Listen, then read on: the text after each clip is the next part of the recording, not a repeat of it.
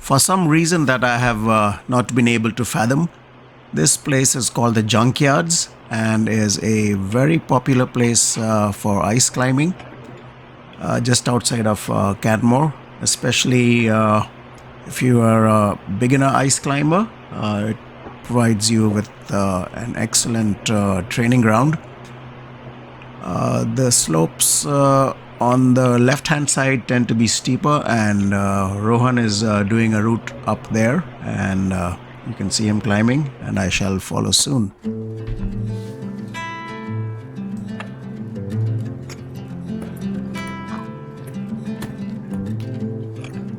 I had been here 5 years earlier on a short ice climbing course, and we had been brought to the same area. So the first part to the bottom of this steep section was fairly easy. The angle is not too daunting. So I went up quite quickly, I think. Though I have climbed patches of ice while mountaineering in the Himalaya, I have never pursued ice climbing as a sport per se. And what this kind of climbing does is it hones your skill. This is all waterfall ice. This is actually water which has cascaded over these rocks and freezes given the right conditions. And this is what is so special about ice climbing here in the Rockies of Alberta.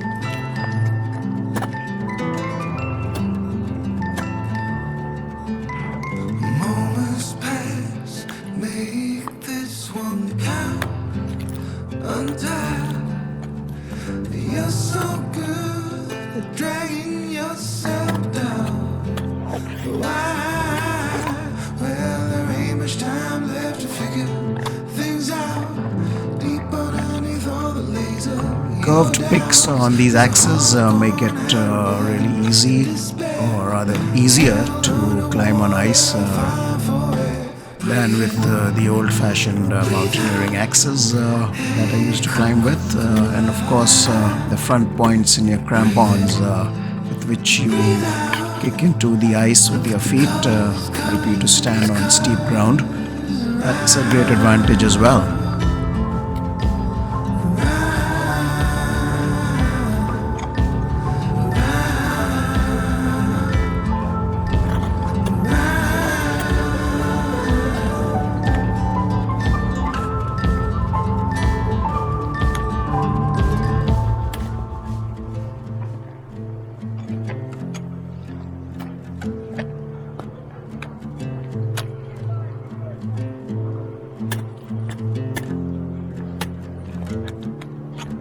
You got the white knuckles holding on it tight. I'm about to start now on the steeper section. You can see the ice has a beautiful bluish color, and it's a very aesthetic sight, ice when it is nicely formed. It also gives you these little pockets where you can hook the tip of your ice axe and haul up on those with your arms.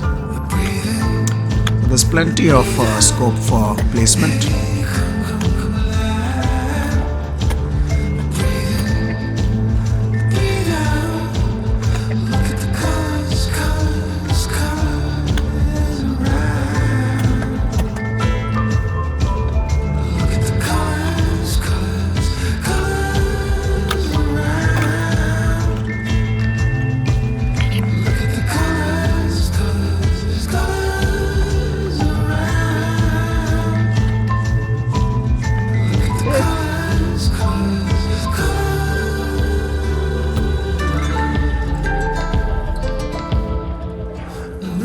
The ice is literally in your face sometimes. We are so close to it because it's almost vertical.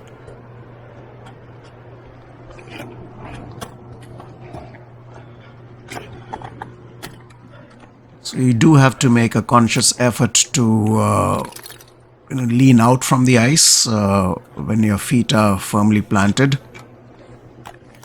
or lean out with your butt.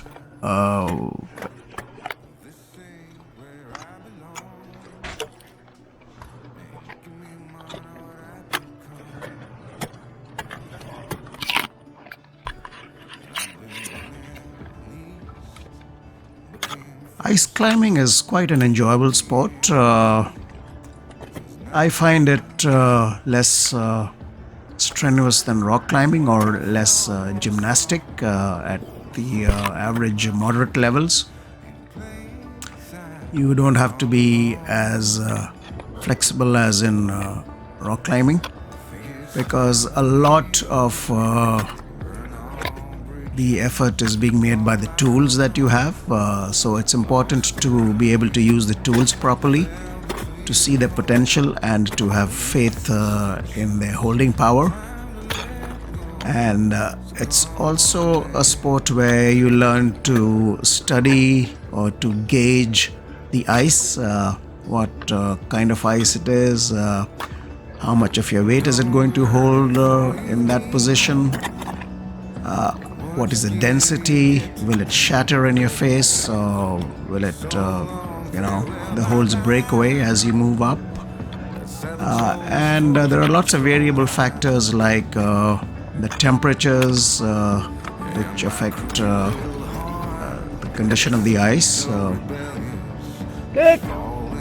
and things like which side does the slope face. Is it sunny? Is it subject to a lot of meltwater?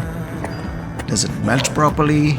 And so you do have to constantly judge, and no two ice climbs are the same. And even if you climb the same line on two different days, or even a couple of hours apart, they are essentially two separate and unique routes, because as soon as you've climbed one, you've already changed the route by the very fact that you have been hammering away at the ice and taking bits off.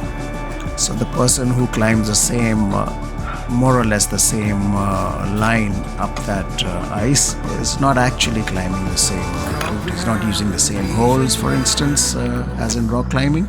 So yeah, it's a very dynamic, fluid kind of situation, and that does have its own appeal.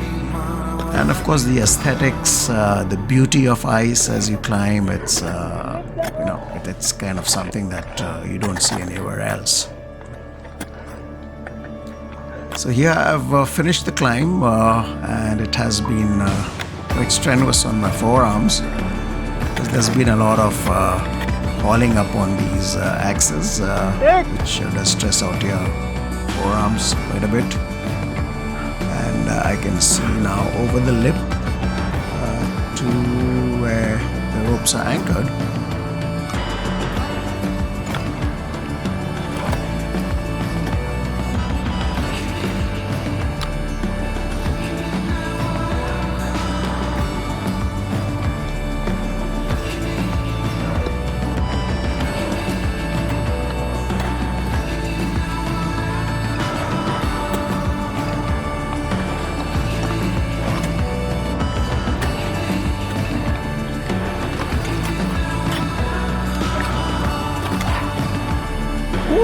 I can even look down at the view.